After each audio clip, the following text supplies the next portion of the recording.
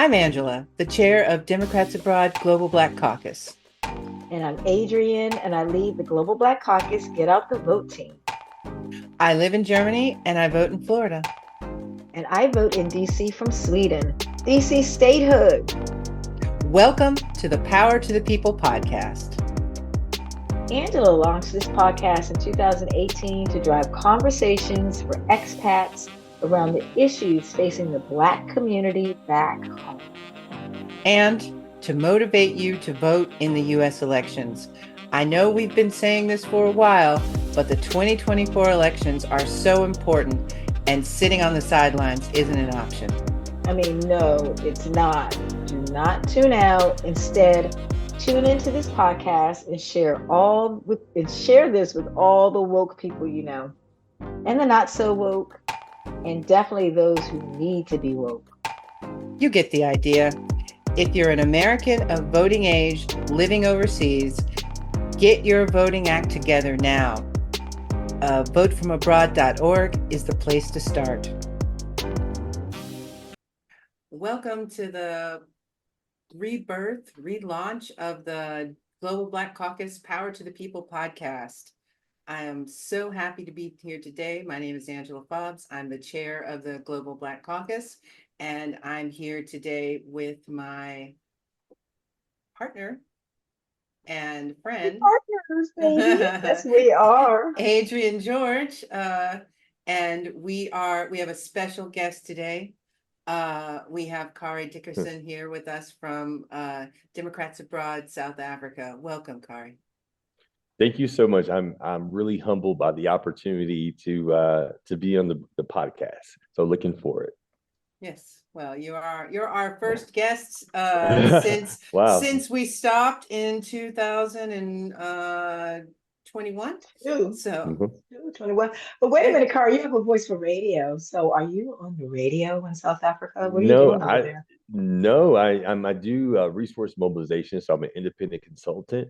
I had speech impediments. My mom put me through all those speech impediment classes, and then I think having to do sales over the phone back in the day I sold those timeshares for different timeshares, and so you had to get people's credit card over the phone back in those days, so you can imagine. And then as a broker, so I wasn't good at either one, but you learn to tell stories, and so it made you improve your English. But yeah, moms, wanting to push for me to have to address the speech impediment, and then I guess livelihood makes you adopt a radio voice to survive.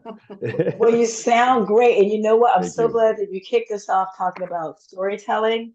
Because that's one of the things we're going to have to discuss today, because we want to kick off by asking you, why do you think the Black vote is important? We have to tell people stories why that is.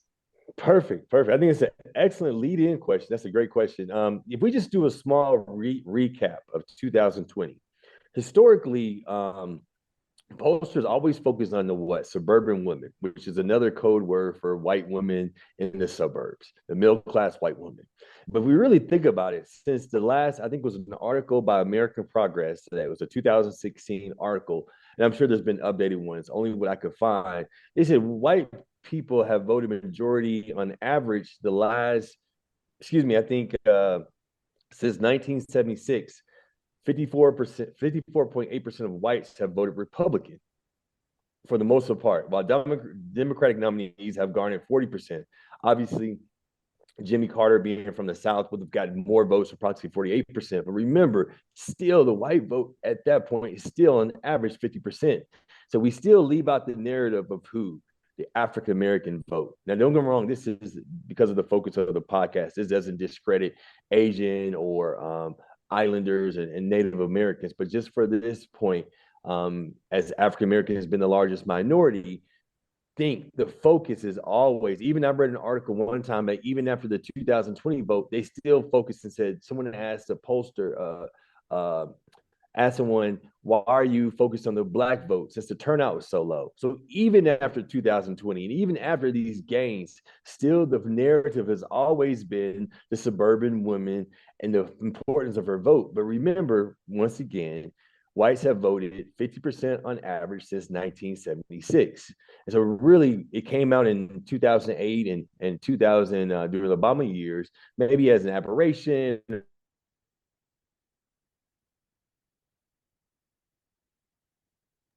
The gremlins, I tell you all, follow me around. And so they hop from Sweden, South Africa, but Khary's with us. He's just doing a tech thing. But I'm glad the brother Election brought to the fact. Hillary Clinton, and you see what in the strong turnout. Obviously, success stories of Stacey Abrams in Philadelphia, Wisconsin, South Carolina.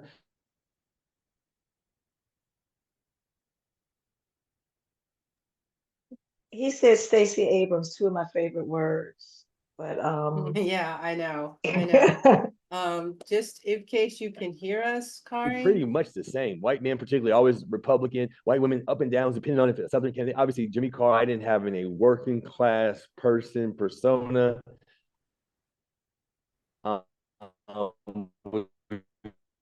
Get more white votes, get more white votes typically. But it's the black vote and the turnout. Khary, turn off your camera. You're breaking up. of course, he's breaking up just enough was getting good. I know. I know. You broke up just when we were getting good. Okay, now you're on mute. So I don't know what that's about, but turn off your camera, dear. So roll back, go back to you. I remember Jimmy Carter. Yeah. Gosh, two more of my favorite words, and he's still with us. Yes, he's still with us. See how when you live a good life, when you live when you're doing good Okay, work. there you go. Okay, Okay, there I am. yeah, all right. I'm All back. So let right. me I turned my video. My apologies. No Let's go back. So problem. I think I can't remember where I cut off. I think I said that Jimmy Carter, certain Southern voters got more votes. Jimmy Carter and Bill Clinton, because of their Southern being from the South, would get more white votes. And then obviously Joe Biden, probably being the working class, would get more white votes. But on an average, once again, 50%. And the numbers for Democrats around 40 or so. 54% for whites since 1976, about 40% for Democrats. And so this is something to keep in mind. So the difference maker has been the black vote historically over those years. Once again, this is not to discredit our brothers and sisters, but just on the historical context. This is why the black vote has been so important. You have been the difference makers. And you can see in the turnout how it worked in for Bill Clinton, Obama, and you see the lack of support for Hillary Clinton, but then you see the uptick for Joe Biden and also for what the work that Stacey Abrams, what was accomplished in Philadelphia, South Carolina. Joe Biden made it very clear, I won because of the black vote. Everyone made it clear. So remember, historically, the focus has been on the suburban white women. Now it's been on the black vote. And obviously, all that attention is gained has gone a backlash. Any progress is going to have a backlash. And you've seen the backlash, obviously, historically, what we've gone through with the voter suppression and things of that nature. And now you can't bring water to people. So all kind of draconian measures. They've attacked black women oftentimes, specifically on what they call soul Sundays, when black people take people to the polls on Sunday after church. Well, of course, Republicans take notice. Remember, the black woman is oftentimes being what they call the savior of U.S. democracy. And I'll get into the development aspect in 1 second. So that's been targeted. So just remember how insignificant people wouldn't put that much effort in all the bills of voter suppression and all those different things unless you were important. And that's what you got to remember. You are the difference maker. Those numbers for white stay pretty much the same, plus minus. It's the we have. So just on that. I want to touch on one more thing. I don't want to do all the talking. I just want to touch on one more aspect to that too, is the development part. When the Republicans come in power in the African context, since we're all Democrats abroad, I'm going to bring up the African context. Oftentimes they call them the Mexican, the gag rule, where oftentimes NGOs and other organizations don't get funded if they have any abortion or whatever. I remember, and so look how much sexual reproductive health we may not see in the US, but as far as the provision of condoms, long-term contraceptives, and other caring forms for women who actually have so less opportunities in the US, even less than our marginalized communities in the U.S. Now they're getting defunded, and people are nervous. And when you enact those laws, they're so erratic and so crazy. So people think there's like one law and everyone understands. People become so scared they just cut all programmings, and so the effects of those things have a problem. And now you oftentimes see what PEPFAR. Republicans are starting to threaten PEPFAR. HIV was a Bush era program. The one thing Africans often say, hey, Bush got us PEPFAR. He addressed the HIV. So a remarkable program, what they've done in Africa, as far as the decreasing numbers of HIV. And now look how politicized it has become.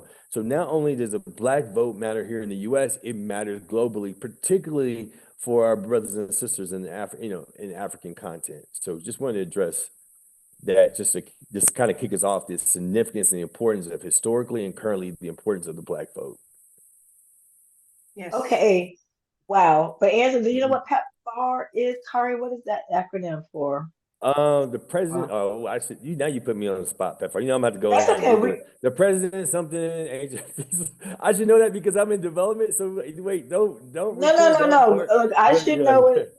No, no, no. We informal here. We Yeah, I informal. mean, We having a I know what the conversation. program does, but I don't know what the acronym stands for. So, okay. Okay. The um, So, president's emergency plan for AIDS relief. I just know that, but that's what it's called, PEPFAR. okay. The president's Okay. emergency plan for AIDS relief. So HIV, TB, and things of and that nature. It's been very, very important. So it's did a great job. And like I said, it was a Bush era program, but even that has become politicized. And so that's the importance of the Wait a black minute. vote. So you brought up a lot of good points. One being that Okay. Africans are looking at what we're doing and what how our Right. policies Oh, affect them. yes. Right. Definitely. Now And people try. this Go ahead. Go no, ahead. I was going to say this is across the spectrum, not just African and Black Americans that vote, but you're talking about Africans that benefit from U.S. programs. Correct, correct. And in other countries also, Latin America, I'm more familiar with obviously in the African context, me being here based in South Africa and most of my work.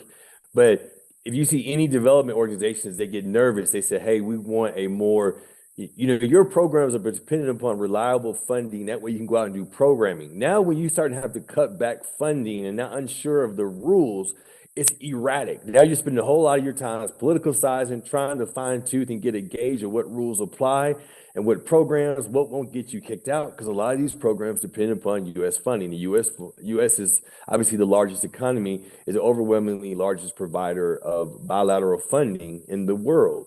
And now look how important sexual and reproductive health is towards HIV, towards Planned Parenting, not holding no conspiracies about reducing African populations, but just saying, hey, this is a planned pregnancy and things of that nature that help provide the resources that, if you have a few kids or whatever, you can provide resources for their education, food, and care. And so this is an opportunity where we don't realize how much contraceptives, long-term contraceptives, the education that goes with it, and all those different things that other countries won't be able to afford by themselves. I mean, back in the day, this is not true now, but I remember one time they said 90+% of Kenya's sexual reproductive health programming was funded by like USA. Now this is years and decades ago, but just getting an idea for a lot of countries, sexual reproductive health can be a very stigmatized thing. Obviously because it has to do with, religion and customs and things and roles of the woman and things of that nature. And so this funding is very, very important. That's just one example of a program that yeah. is often dependent upon who's in power. Yeah, it's what it sounds like you're saying to me is that Americans that live in Africa Mm-hmm. should make sure they vote Yes, in the for election, sure. For sure. because it's not just what's happening in the United States, but Correct. how the United States, who's running the government, it affects all the different programs that we have going on throughout the world. Correct. Particularly, Wow. I'm just focusing, yeah, even in trade also, but I'm just focused on development for this point too, just saying how important that is. I mean, people talk about standardized relations with the US. not being erratic. Because remember, even if you make a rule like that, how do you enforce it? What's the interpretation? You ever go into a law and people say, well, it depends on who the person at the desk is. You're like, Oh, what? I can't, yeah. I can't base my business off of how John is feeling today, or who's at the desk. Is it John or Mary? And so Yeah, So if you're lucky to get this person, then everything will go good. If you get exactly. the other person, then it'll go terrible. Yeah. Yeah. So that's just one aspect of the importance of African Americans voting that has just a bigger impact, not just within the U.S. but just globally, and just globally, And you traditional. know what? In Mhm, this geopolitical environment that we're mhm, in, we mhm. say this every time, don't we, Angela? This is the most important election of our lives. You know, we got. Right. Yeah, but But here's the thing though. Every election becomes increasingly more important Right. because the Republicans get crazier over Right. time. So Right. within every 2 years or that we have an election, although we do have elections every year, every depending on where year, Right. you are, every 2 years they kind of in they kind of up the ante. Like Hmm. what was crazy in 2018, not quite crazy enough for 2020. Right. What was Right. even crazier, for in 2022 is even more crazy in Right. well, 2024. Angela, you know what? Speaking of cray cray, the information you sent me about what the Louisiana legislature is trying to do with rewriting their state constitution, Yes.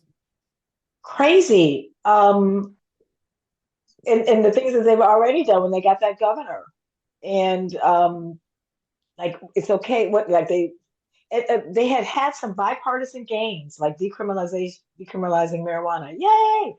Small amounts of marijuana. Yay! Mm. Right? Why go to jail for having a little bit of weed? But they want to roll that back, and they have the most restrictive abortion law in the South, which is like no exceptions. So incest, you can have your daddy's baby, right? Talk about baby daddies, but you can have your baby's daddy, or if you were raped. And what was one thing? Another thing. I mean, there's a bunch of stuff. Oh, putting mug shots, right? Aren't you innocent until proven guilty? But putting mug Yes. shots Right. out there in the ether before adjudication has taken place. So Right. you're right. The bar gets raised every year for just how crazy and how what's the word, antiquated It, the laws can it's become. they're antiquated, but it's more than that. Actually, there's not to deviate too far away from our original topic, but this goes with it. There's a lot of actually weird things going on in Louisiana right now. Right. The first thing is that at Baton Rouge, the white side of town decided that it wanted to split from Baton Rouge and create another town called St. George's. Yeah, and they've been fighting to do this for 5 years, and now they've gotten approved to do it. So Baton Rouge is now separated into two towns. One's called Georgetown, I think that's what it's called, and then there's just Baton Rouge. Oh my Um, gosh. yeah, it's kind of So wait a minute. crazy. So we couldn't live in Georgetown? Well, I don't know. I don't Not know. that I we'd mean, want to, but I no, I mean, mean, I would not want to, but they want their own separate town, and now they've got it. I'm not really sure people are really worried about how this is actually going to affect Baton Rouge, but honestly, people should living in this new Georgetown should worry about how it's going to affect them. Right. Because once you had one town with public services, etc., and now you have two. So how does that actually work? Where you have the same land, Mhm. but in the same resources, but you split it down the middle. okay. You, Um, you guys touch on something that kind of leads into another my second point, and this is a great lead in talking about how Trump's like racism through the years and during his presidency and afterwards has increased the overt racism that's being you seeing now. Things that you didn't think would be possible, as you mentioned, the separation of Louisiana and the ante up of craziness, right? Because I think I oftentimes say, always follow the money. The more crazy you get, oftentimes the more money comes. It's easy is crazy candy, I guess. And the more crazy I get, the more candy and likes and views I get, and the more authentic I may present in front of others. And so just, this, can we do a trail, do like a, what do you call it, a journey down memory lane just for 2 seconds? Yeah, You sure. guys don't mind? Just so how we first came to Trump. So I wanted to talk about, like, we've seen this show before. I call it Trump pre, during, and post presidency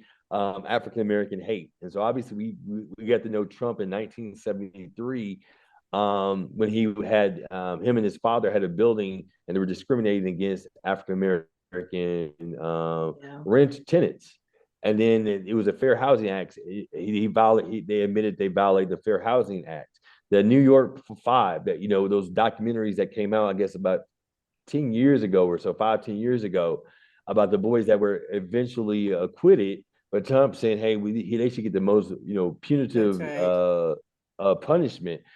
Saying, John Lewis passed. He said, hey, he wasn't impressed with me, while everyone else who had walked with Martin Luther King and almost risked his life just to vote, that he called the Manhattan prosecuting attorney some form of animal, relating back to, remember, Trump is very king of dog whistles, saying terms that begin, those terms that have racist connotations behind him.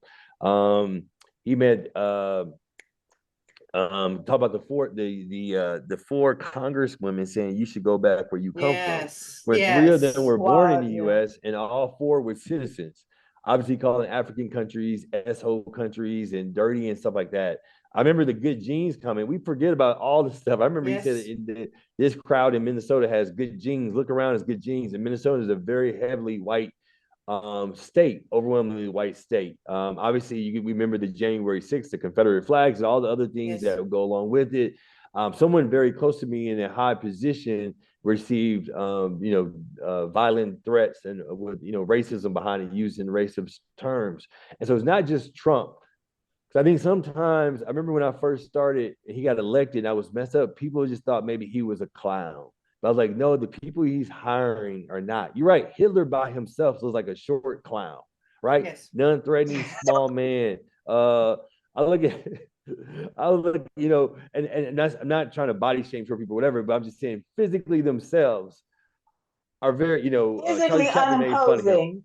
Unimposing. Physically unimposing and Trump is remarkable. Right. And you say the hairstyle and the orange tan and all those different things that he had, whatever. But like I always say, look at the people he's hiring. Look what he's instigating. Look what he's encouraging. He always talks about, hey, I'm a parting January 6th. So many different things. So that's just something I always say. We've seen this, just, people take this lightly. And this will come up in the question when we talk about Black men voting or considering voting for Trump or whatever. Like, the question that we all ask is, how could you? But I just want us to make sure we don't forget all the different things and the people he's hiring.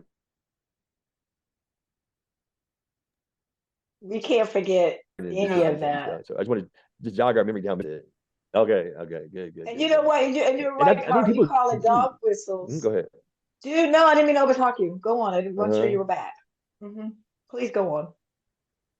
No, I'm here. Go ahead.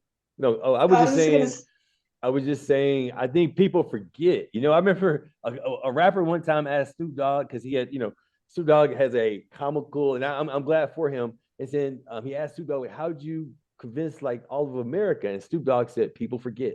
And I think people forget.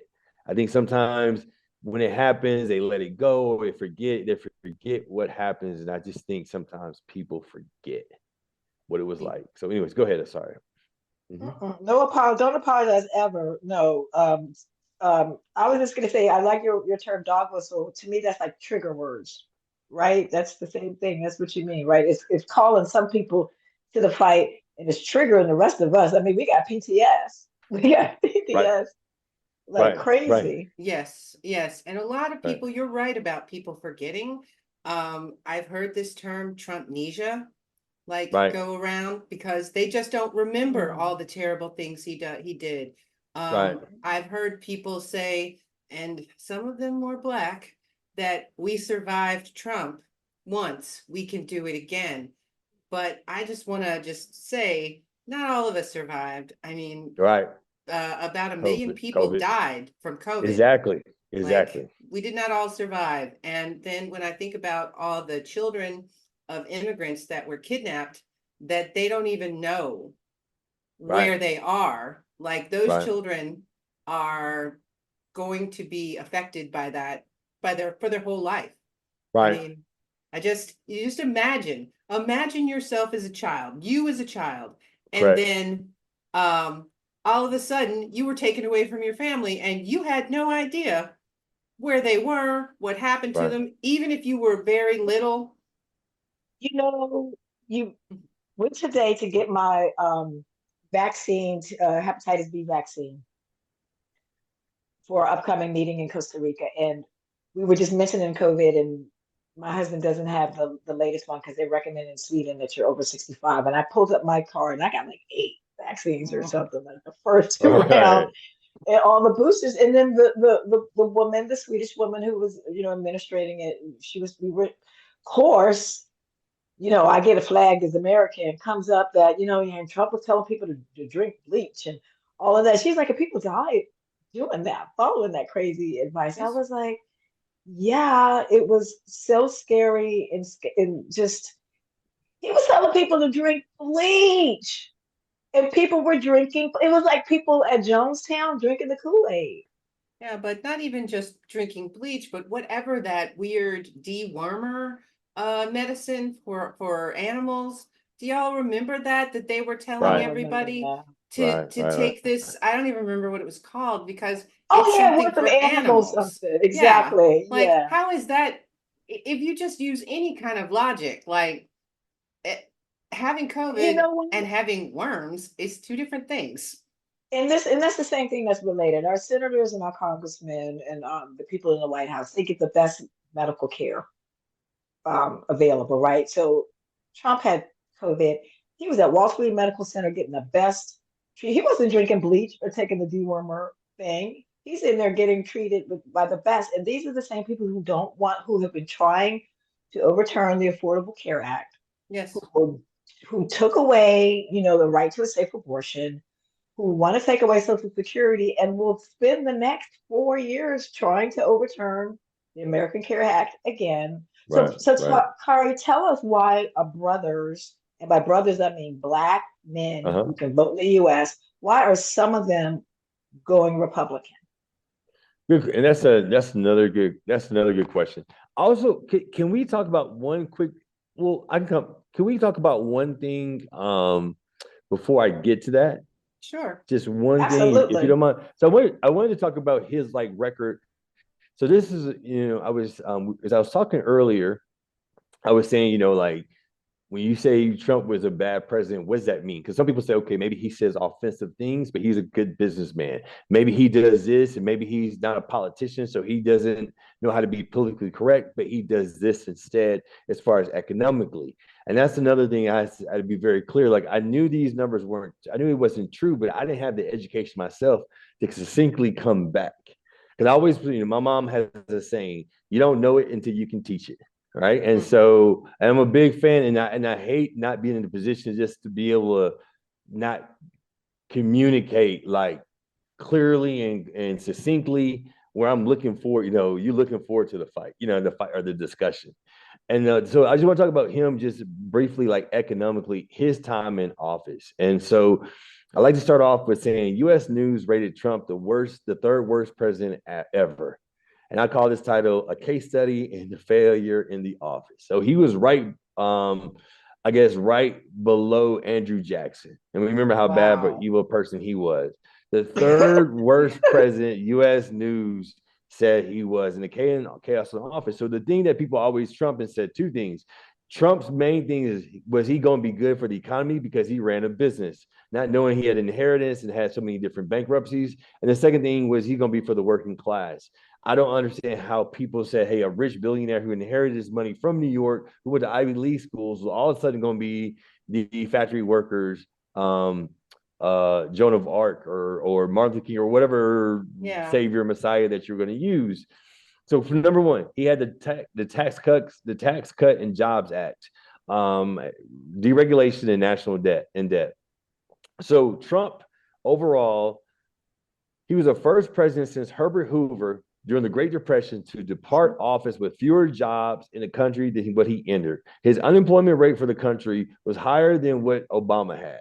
Wow. And so that's one. Secondly, we talked about COVID. Obviously, COVID was a heat-seeking missile for African Americans and other frontline workers. The Black Lives Matters. But then let's talk about those two classes maybe he doesn't care about. And that's fine. We already know that. We talked about his racism. But the working class, obviously the thing that Trump did good was he communicated to working class. He tried to give them dignity, so he acknowledged them. That's something probably Democrats can do more of, because no matter who you are, you want some dignity. If you're used to having We're homes, the Labor Party, though. We're the Labor Party. And exactly. But remember, he was only talking though, because he was cutting. What does tax cuts do for a man, a carpenter, or a blue collar person? Not much at all. What it does is it makes wealthy people rich. And everybody said his programs only made the wealthy rich. When the stock market went up, the stock market hit 30,000, and he bragged about it. But who owns stocks? Rich people own stocks for the most part. They said, I hope I got the numbers here. Forgive me. The stock market boom. They said in the third quarter of 2020, the wealthiest 10% of households based on net worth own 88% of total corporate equities and mutual fund shares. Wow. With the top 1% owning 53%. So the stock market didn't Wait a minute, Khary, say it again for the people in the back. Now, in the third quarter of 2020, the wealthiest 10% of households based on net worth own 88% of all total corporate equities and mutual fund shares. And according to Federal Reserve data, the top 1% owning 53%. So when the stock market booms, oftentimes America, they take the stock market boom that now everybody's doing well, right? But how many working class people or marginalized people have that much in the stock market that when it goes up to 30,000, that your life has changed?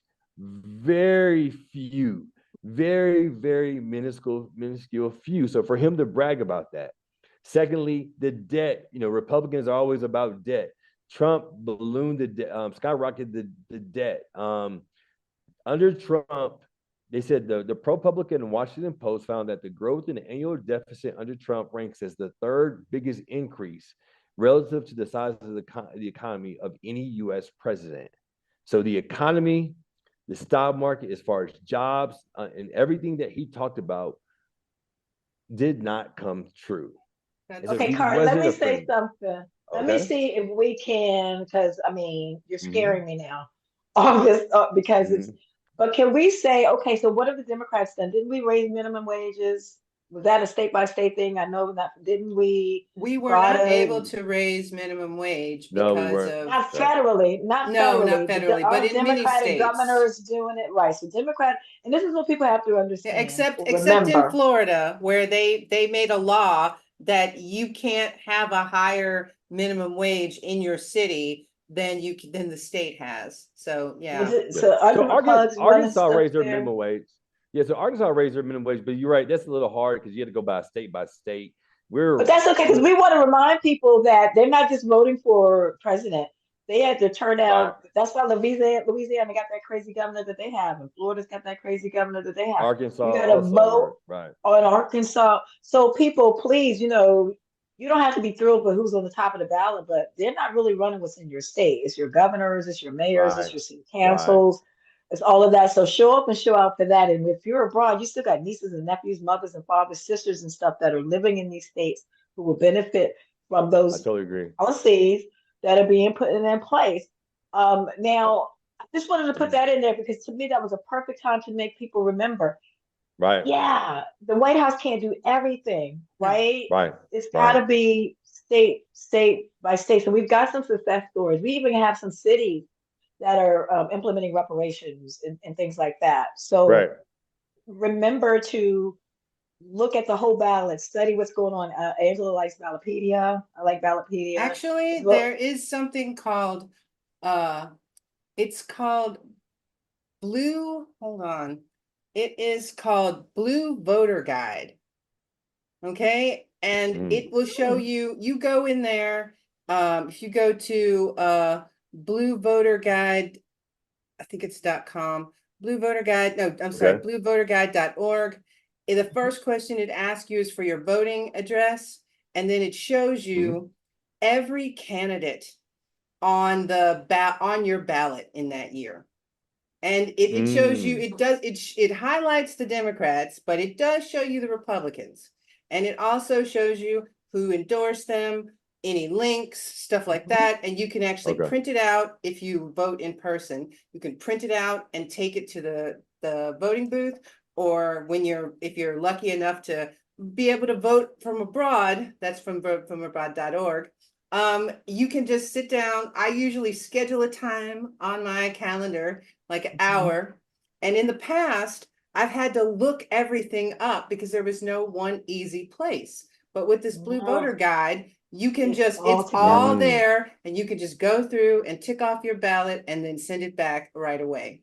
Okay, quickly, while we're talking state by state, invest.gov, invest.gov can show you state by state with the Biden administration how they have been investing in your state. So people are like, well, what's going on? Well, they haven't done anything for me. I'm not seeing anything.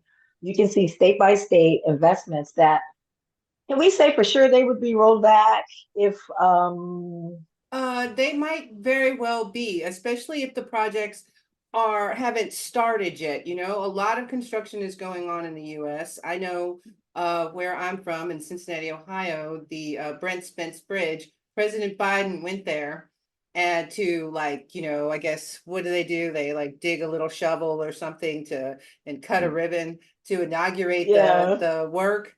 That bridge is very old and it needs a lot of work. It hadn't fallen down, had it? No, it's not yet. Not yet, but you know, it's only a matter of time. So yeah, you can see all the work that's going on. And I think, you know, there's a lot of construction and that brings jobs also. That definitely brings absolutely jobs. And good union jobs, may I say. Good union jobs. So, you know, the union built the middle class. The Republicans have been trying to erase the middle class since trickle down economics, at least in my lifetime. That stuff ain't never trickled down. It never trickled down. There's a trickle, but it's not money. What you mean, they peeing on us? Well, yes, that is pretty much it. Yeah, you know, I think that a lot of times people underestimate the value of their one vote, but that's all we all have is one vote. And so if all the racist and sexist and homophobes can use their one vote, then the rest of us can use our one vote and we can defeat them, because there really are more of us than there are them. They are. That's the good news, people. That's the hopeful part. That's the keep hope alive. I don't even know if Jesse Jackson is saying that, but that's true. Everybody has equal power at the ballot. Now, can we talk about how they're trying to keep us from going to the ballot, though? So that's how you know we've got the power.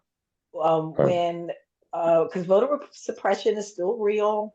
Right. Unfortunately, since the founding of the nation, right? Only rich landowners could vote. Women couldn't vote. You know, natives weren't even considered. You know, citizens. You know, our ancestors weren't either. So people don't feel despair as if, oh, my vote's not going to make a difference. We know about close elections up and down the ballot. That how many millions of people voted for Trump? Thank God that many million more vote. And people ask me all the time, how could that many million people vote for Trump? And I just, you know, I don't have that answer, but I'm like, well, look how many million didn't. You want to? Yes, Khary, I want you. Going back to the black men, going to that original question before I jumped off just really quickly, and I thought it was interesting. So I'm on your side too. Is unbelievable, but remember that thing about what we said about people forget. But another thing too, they said, you know, don't forget black men even during the Nixon era voted for Trump oftentimes. So a lot of people complain and said, how could African Americans vote for Nixon? He had a Southern strategy. So you mean in the Nixon era, he got a lot of black votes, is what you're saying? Yeah, so black men in particular. And so they said what happens is sometimes is disenfranchisement. So if you believe both parties are not helping you, and now you have someone, they say oftentimes men vote on individual attributes. So, if you when I see talk to people, they say, yeah, but Trump, Biden is not physically strong or not as strong or whatever. Like you said, focusing on one person. One, I always let people, we're not in the kingdom. Like, hey, Biden hires the best. That's why he has the good results domestically. We may disagree with things, as you said, with obviously Israel and different things of that nature, but domestically, his views have been very his administration, and so people here oftentimes are, yeah, but look out, he's older. This things that ageism and things of that nature, and Trump's only 3 years younger or so. But at the same time, they said men often focus on hyper masculinity, things, attributes of confidence, and things of that nature. And the thing I want to give Black women, sorry, I'm rambling a little bit here, because I'm trying to get too many things at once, so forgive me. But they said women oftentimes are more collective. And so Black women, even when they're upper middle class or rich, still don't vote Republican. And so look at that difference. So you may say, hey, well, a Black woman, if she was rich, it might be to her benefit to have tax cuts and things of that nature. But they say even then the Black women don't vote Republican, but Black men do, oftentimes with the idea that maybe if I get a cut or business or both parties being discriminatory, I'm gonna go for somebody else or counter vote and things of that nature. And oftentimes I think about development. Sometimes they often say, hey, if you give the money to a man, he may try to, even if he doesn't spend on anything like nefarious, like alcohol or something, he may still try to do like a business or something. But if you give it to a woman, she's going to use it for the collective, for the family. And the one person, I'm gonna hush after this, one person who exhibited that was Trevor Noah. On his last day off, he says, if you ever want to talk to anybody, talk to Black women. Yeah, I think, he had been in America for a while. So, he probably meant all women, but I know he probably meant a lot of African-American women. He said, talk to Black women.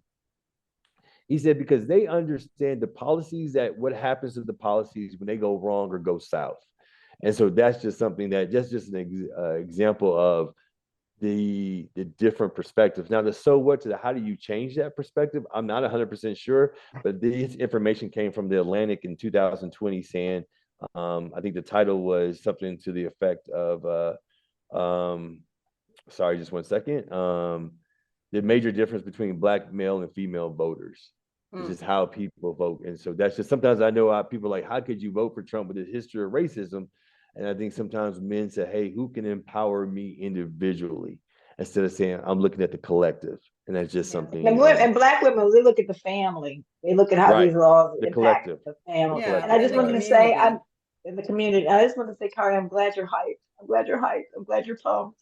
You're not rambling. You're giving it down. Brother is laying it down like railroad tracks. So thank you for that.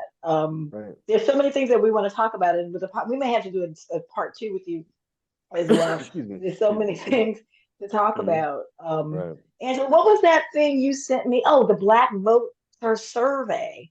Yeah, that's right. What's important to us? Well, the main thing to know about that survey, this was a survey that was conducted this year by a group called the Black Voter Project. And it interviewed about 2,200 African Americans around the country. And what I took out of this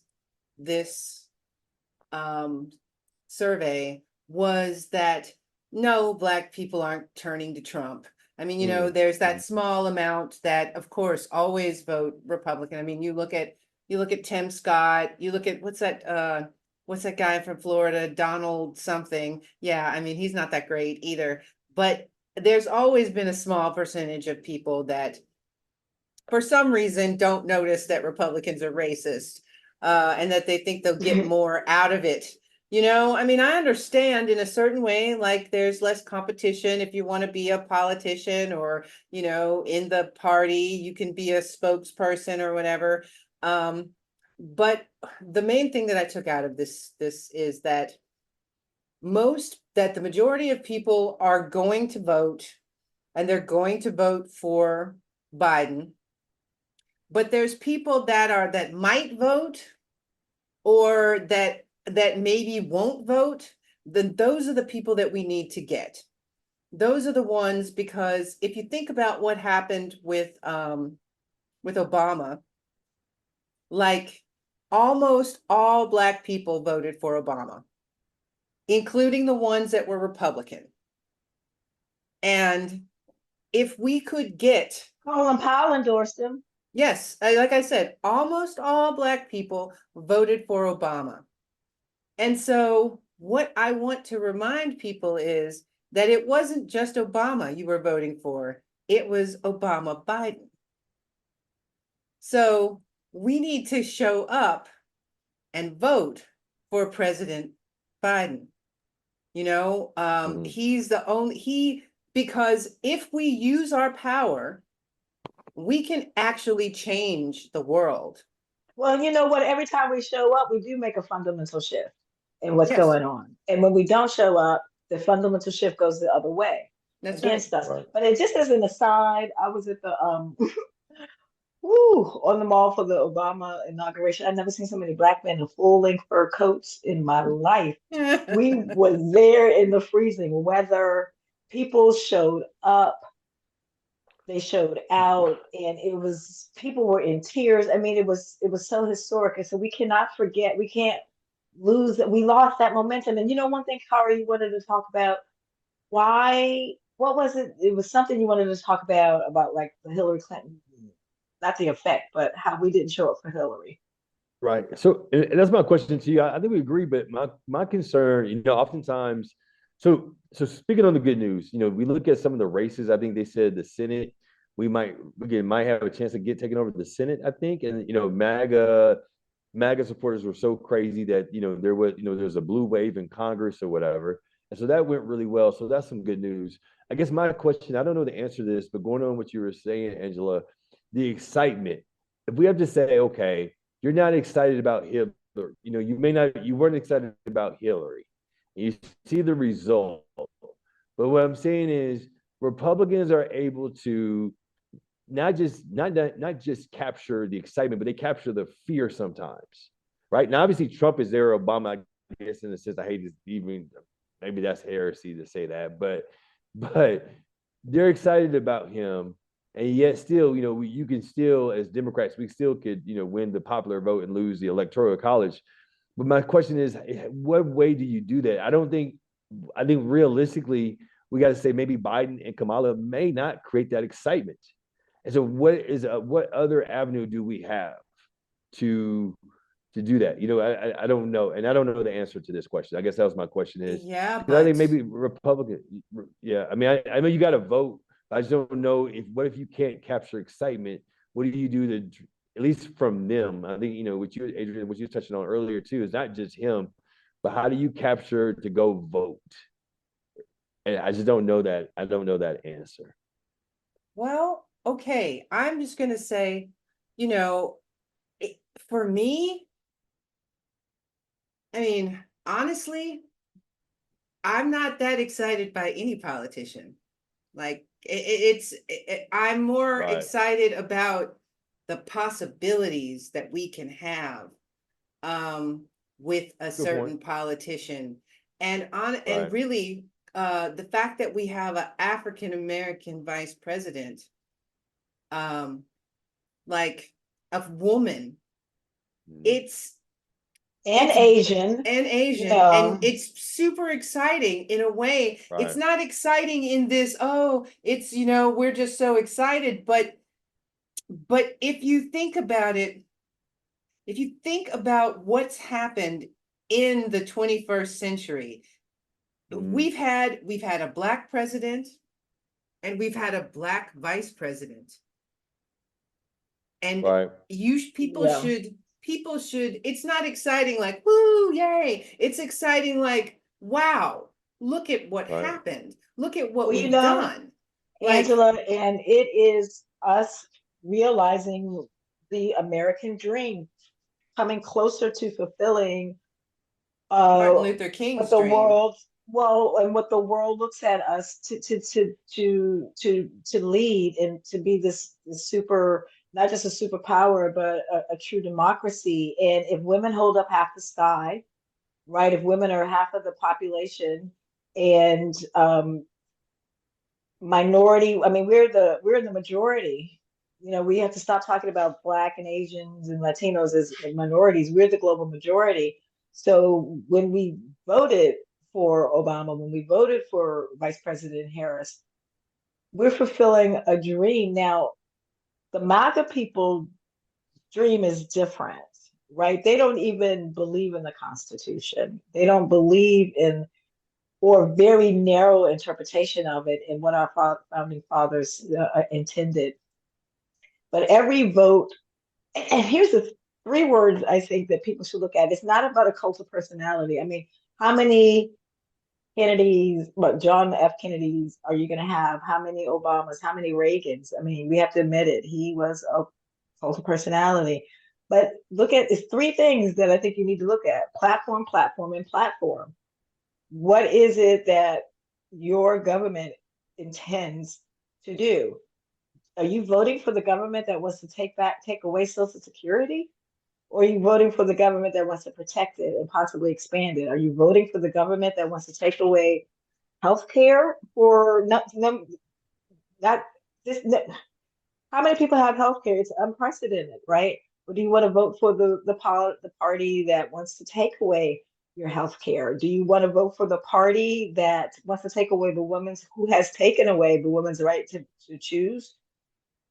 Or do you want to continue to fight back state by state and say, no, we're not going for that madness? Do you want to fight for the policy that wants education available to all and college affordable, and to get rid of the cumbersome student loans? I mean, there are people in their 60s and 70s still paying off student loans. I know someone who's 80 years old that's still paying their student loans. They went Okay, back wait a second. to school later, and they're still paying their student loans. But maybe see, that's tragic. But going back to what you're saying, Angela and Adrian too, like I guess is how do you, because I guess right now it's been so, since speaking to people here, particularly South Africa, it gave me an idea how people view the news a little bit.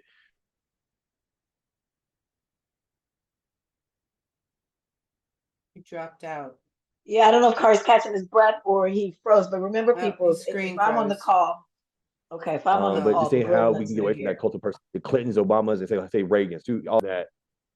Yeah, you have to get away from that. So that's a good point, because I'll start going through and looking at the successes and just looking at some of the things that the administration has done. And Obama got kind of classified like that. Oftentimes men complain about Obama, like, what did he do for the Black community? He had a long list of accomplishments. And I was going through, like, what has the Biden-Harris administration done? Obviously, not just the appointment of the first female Supreme Court justice, which a lot of people thought might not ever happen. But also, things, I was just going through things across the spectrum of low income, the college loan debt, which probably people typically middle or upper middle class may have, but also saying the number of children in poverty was cut, and all those, a lot of numbers are Black. The fastest creation of Black-owned businesses, the emergency rental assistance, which over 40% of the renters were Black, were helped, increases in Medicaid, which helped a lot of Black people, mothers, and things of that nature. So he's done a lot, and I just don't know how. But my question, I guess one of the questions I had too, is like, how do you sell that policy? I know Bill Clinton is known as a great communicator. He did a great job. Where in MAGA, you're just saying, I'm gonna stop emotional points. I'm gonna stop immigrants. I'm gonna attack China. I'm gonna do this, and people believe it. And I'm not saying we should be like that. We should dumb down the message. We should tell it like it is. I guess that's just my question is. No, dumb down the message. Remember that series of books Computer for Dummies? We need to have a voter for dummies, because people don't necessarily have time when they're hustling in their day-to-day life. Right. To do the research. And if they're not feeling it directly in their pocketbook, people got those, I think you mentioned it, Khary, people got those, what were those checks during the pandemic? This stimulus check. The stimulus checks, yeah. People remember that. Right. But listen, people need to remember that we got shots in arms when people were dying en masse. We weren't telling you to drink bleach. We were telling you to get your COVID shot. And of course, there's a whole sector of people, the anti-vaxxers and all of that. They will always be even in the Black community, which I never thought, but I guess a history of medicine in our community, but Well, I was there's gonna a say, lot what was more that? conspiracy. Yeah, a lot more conspiracy Tuskegee. theorists than I thought Yeah. in our community than I thought. But yeah, I guess that messaging is just the messaging, like because he's done so much. Like you said, his policies are very pop. You know, the pop is his policies, the way he's done with the Inflation Reduction Act and all the different things has been very good. It's just somehow we keep coming back to a cult of personality. As you said, you know, we're not a kingdom. You know, he hires the best. You know, the guy That's what from smart people do. You get the uh, best people around you. Now, Angela, talk about all he's done for the environment. I know Oh my that's a hot gosh. issue for you. Well, okay, right. yeah, that's true. In the environment, I would, I have to say unequivocally that President Biden has done the most for against Mhm. climate change than any president that we've ever had, Right. any president. And that there are so many things that are happening around the environment, the Inflation Reduction Act, the IRA, and a couple of Right. other things. I mean, that that we need to keep this up because be sure Trump has vowed to like undo everything. And that includes, putting up uh thousands and thousands of charging stations for electric cars to change over our whole driving infrastructure so that we can all get electric cars, so that we can fight climate change, so that we can reduce the amount of carbon in the air. And there's a couple Is of the things. landing set aside for national parks, for That's example? I right. know that's something we There's talk. even that's happening. There's a couple of great things. There's one in Colorado that they have decided they were not going to do any more coal mining on. And then Right. one in Montana and I think it's Montana and Wyoming that they're not going to be drilling for oil on anymore. Protecting a lot of our natural spaces and just preparing for the onslaught of what, try to stop what could potentially happen to people. Um, it's much better than what's happening in Florida, where they have where DeSantis just made a law, just signed a law that they're not allowed to mention the words climate change in any government documents, legislation, or What do they anything. want to call it? What No, do they no, want to call it? you can't, you can say, oh, there's like land erosion because and sea level rise, because actually Florida is one of the places that has the most beach erosion and the most sea level rise because of the melting polar ice caps melting. But they've made it illegal. So I'm pretty sure that that would happen around the whole Uh, country. Andrea, I got one point. So I totally agree. I understand what that means and everything, but oftentimes I have like this so what. So hopefully this comes across. You know, I remember a comedian was laughing about, something about I never seen black dudes with asthma before. And this other comedian, the guy from David Chappelle, I can't think of his name. He said all black people had asthma because we grew up in the industrial area.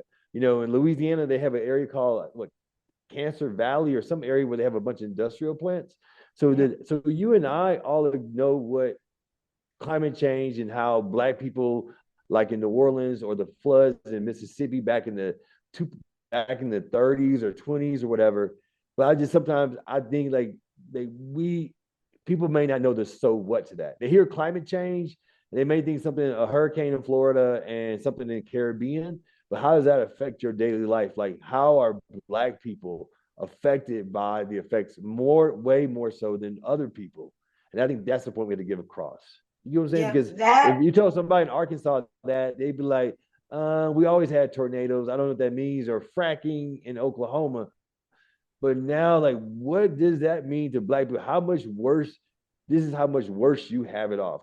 Because when you hear COVID, sometimes think like we're all in the boat together. I tell people, no, COVID is a heat-seeking missile for black people and other people, and that has a more poignant of because you might think everybody has the same.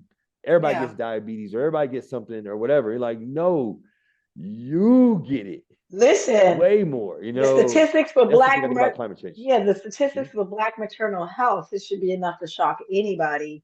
Right. to realizing that the inequity that we still have in our healthcare system. If we look at education results for our kids, Angela, go on, babe. But okay, as it pertains to climate change, Right. I would say that the things that are more obvious for people Okay. is one, the fact that we've had the hottest year in our history of the earth in the past 12 months, and it doesn't seem to want to stop.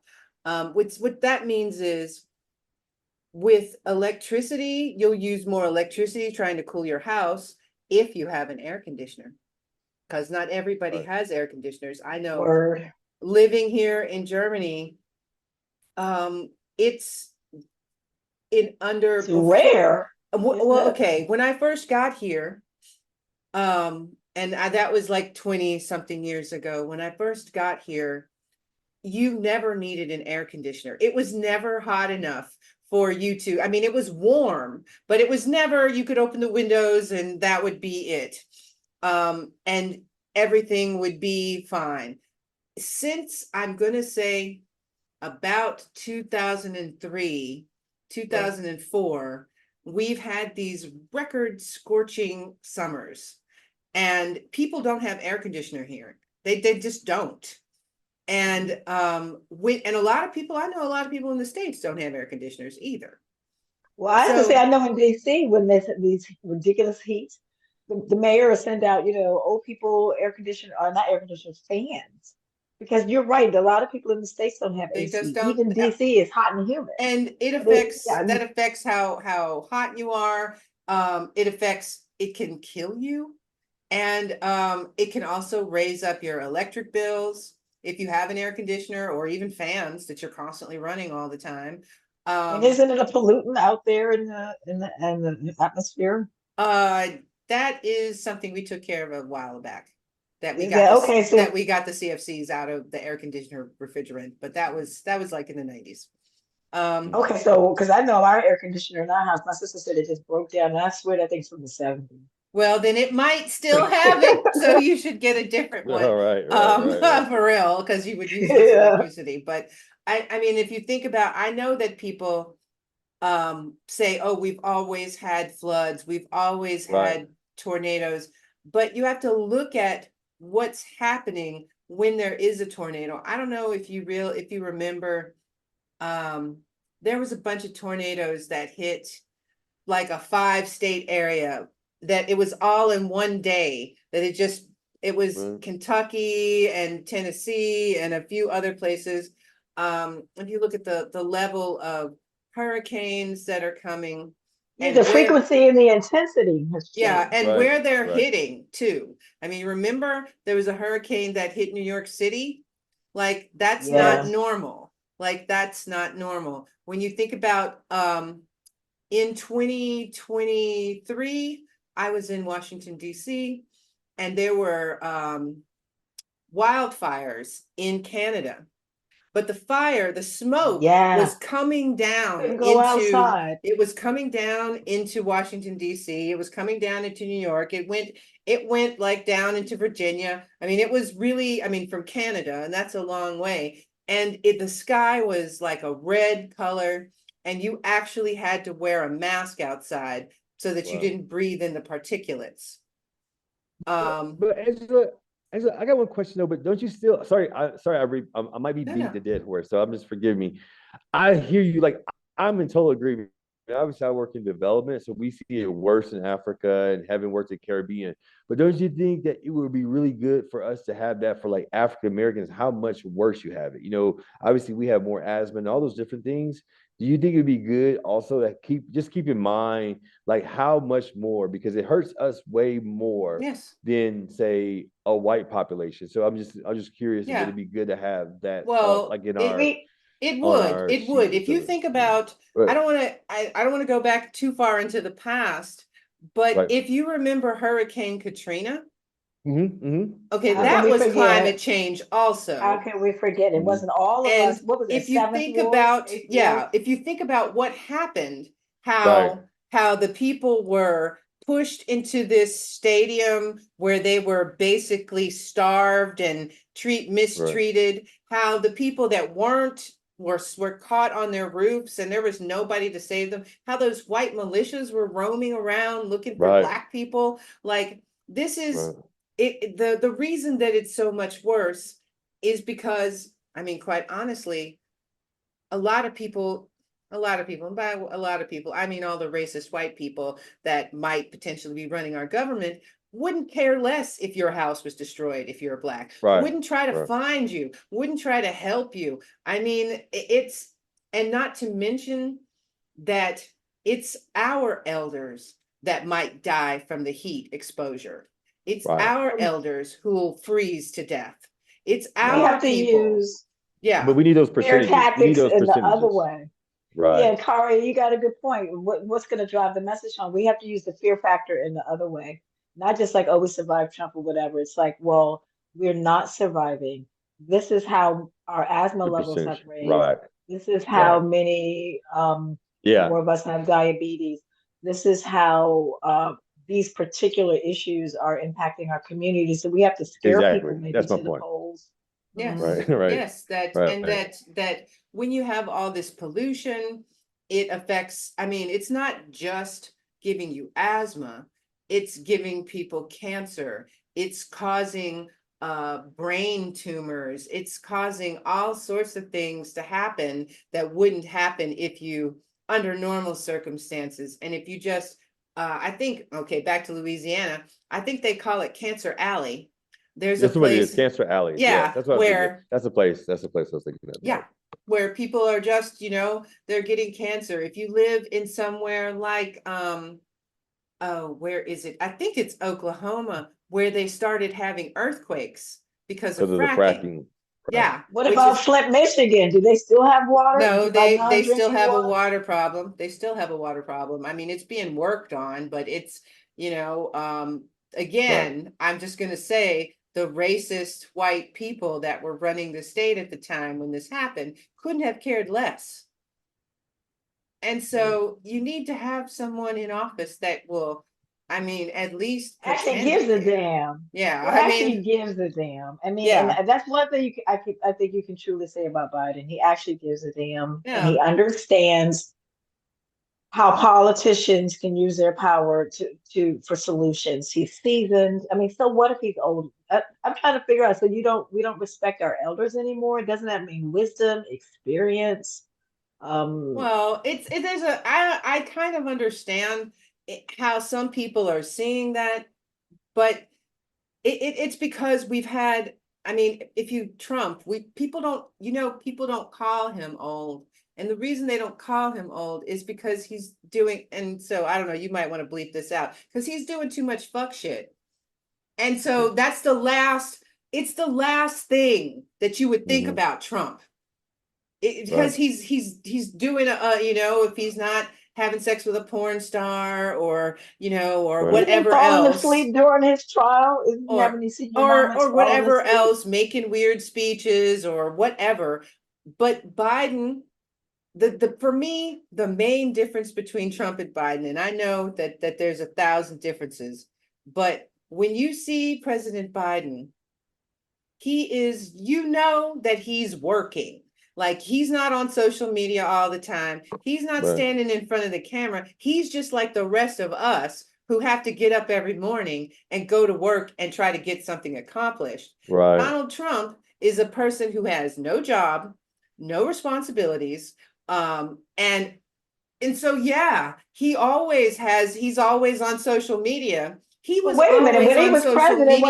He was always on social media when he was president. I just say that on the golf course. He wasn't doing anything. But it's a patronage. So I think sometimes it's a patronage system. So what he does, he targets sensitive topics that his base cares about. So if you talk about, you know, so what do you keep your fear on? You keep on, I'm going to address this problem, the border, the looting, the crime, or whatever. And I'm going to say strong statements about what I'm going to do. And when I get there, I'm going to end all the crime, you know, or I'm going to take care of China, or I'm going to bring manufacturing back.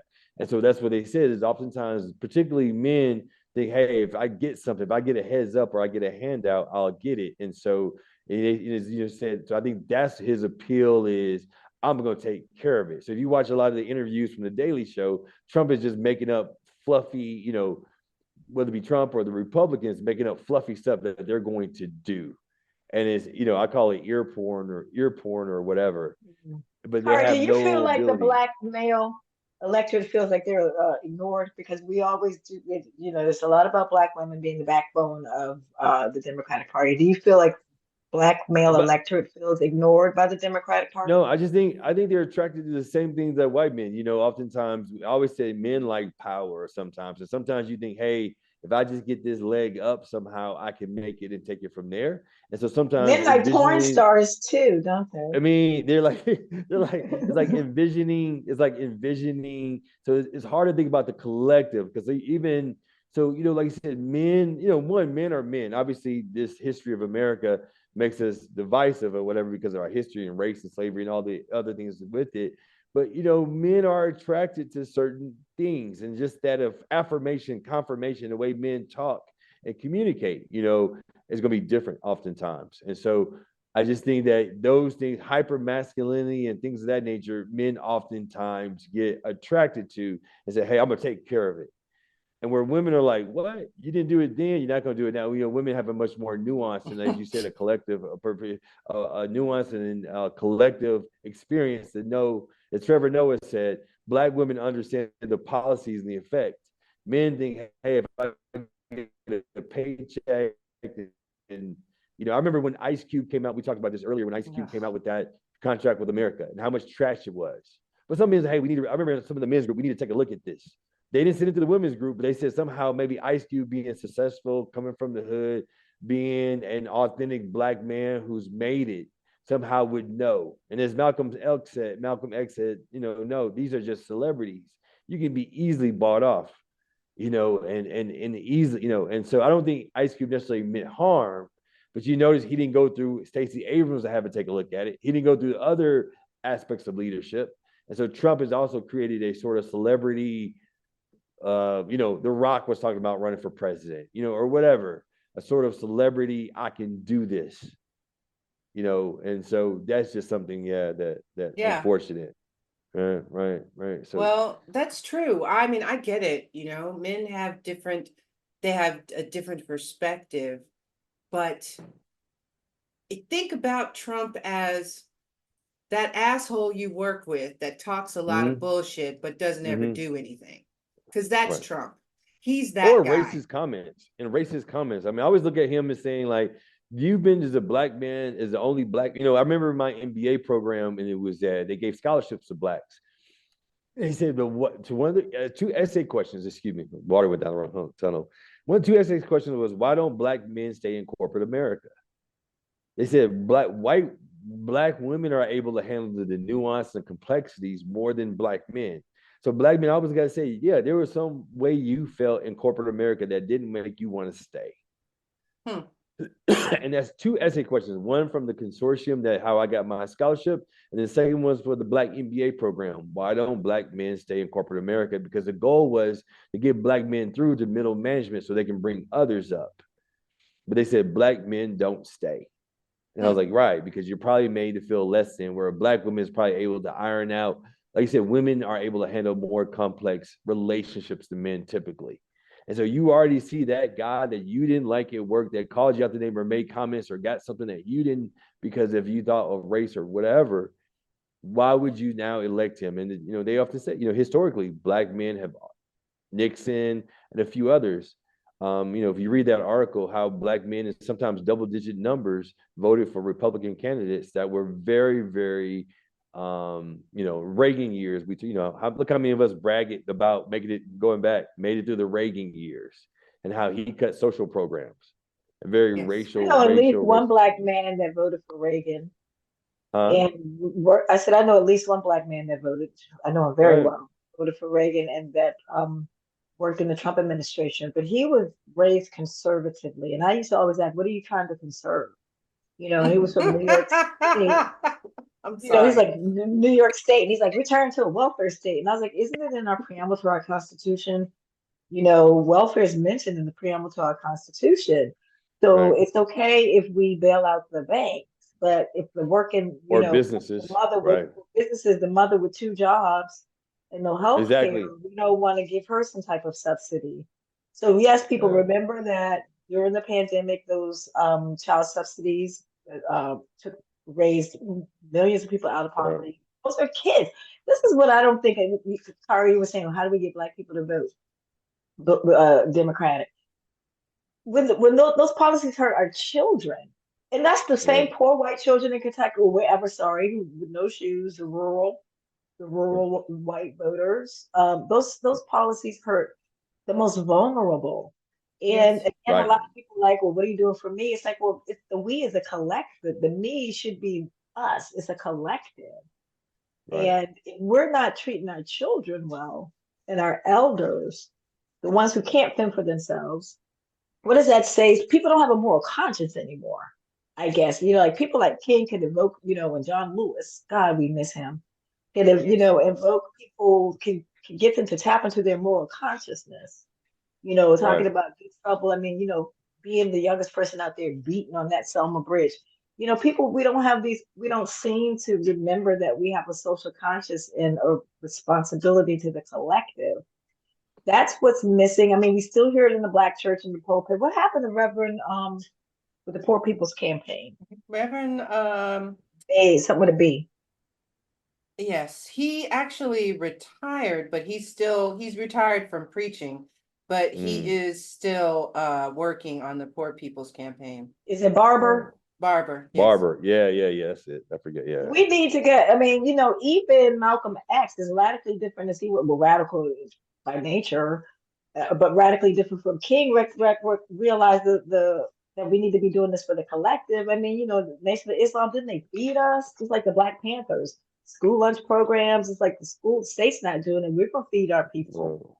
Right. Oh So we yeah. need a revival of that sense of community, and particularly our kids. If you can't look at a kid and see hope in their eyes and just see deprivation and hopelessness. I mean, how could you be that hopeless and you're not even double digit age?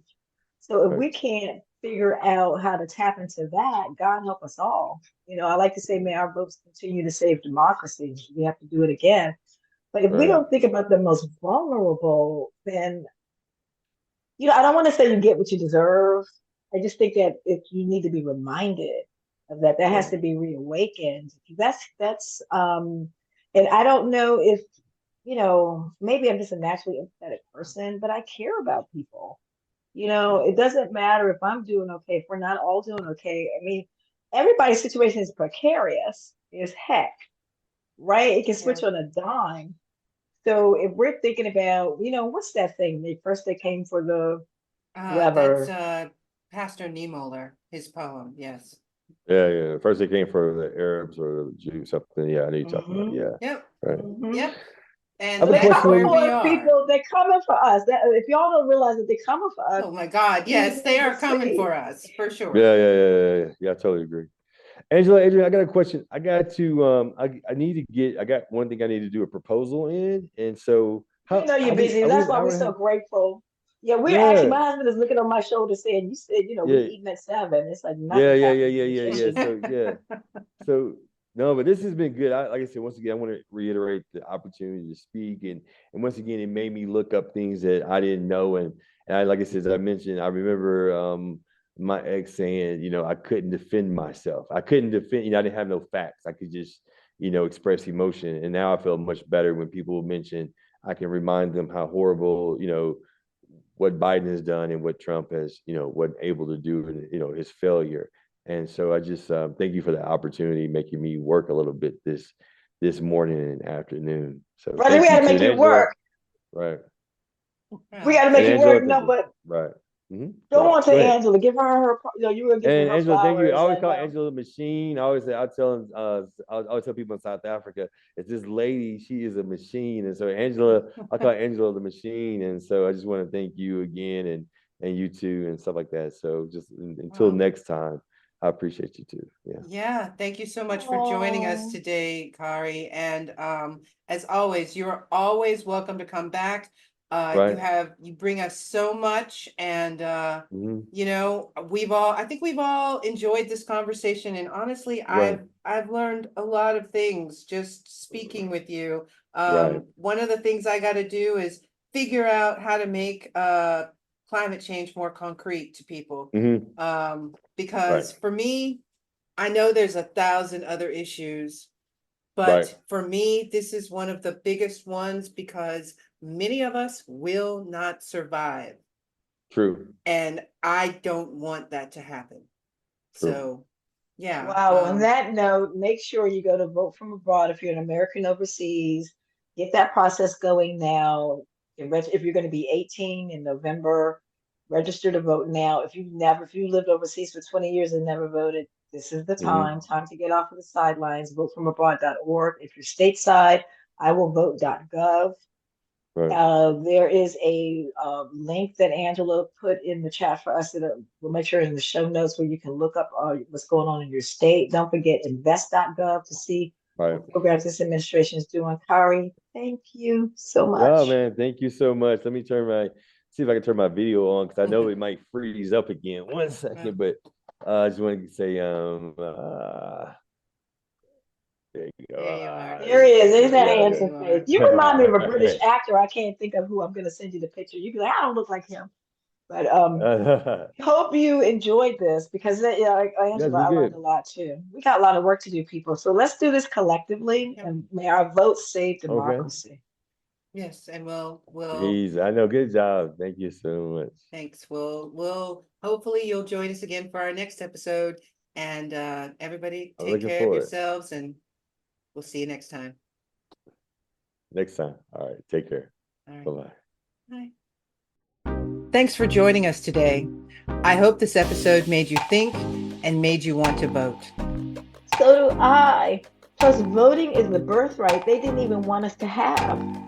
And we're women on top of that, and they didn't want us voting either. So vote, vote, vote every chance you get. Don't forget, votefromabroad.org for absentee ballots for U.S. citizens overseas. If you live in the U.S., go to iwillvote.com to register to vote and to verify your registration. They're throwing people off the voting rolls, so you really need to check. Yeah, they're still doing that. And we'll see you next time. See you next time.